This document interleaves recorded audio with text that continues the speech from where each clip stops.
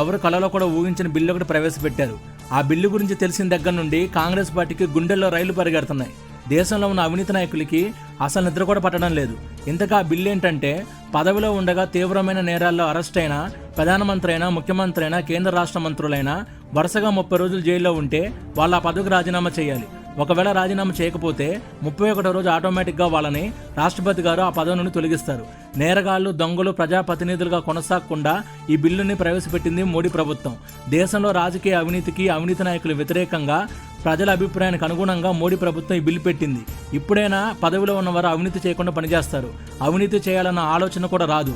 ఒక మంత్రి అయినా, ముఖ్యమంత్రి అయినా, ప్రధానమంత్రి అయినా జైలు నుండి ప్రభుత్వం నడపడం సముచితమో కాదో దేశ ప్రజలే నిర్ణయించుకోవాలి. మళ్ళీ అలాంటి అవినీతి నాయకులకు ఓటు వేయాలా లేదా అని కూడా ప్రజలే నిర్ణయం తీసుకోవాలి. ఈ బిల్లు దేశంలో అవినీతిని అరికట్టి దేశాన్ని అభివృద్ధి చేస్తుంది. ఈ బిల్లుపైన మీ అభిప్రాయం ఏంటో కామెంట్లో తెలియచేయండి.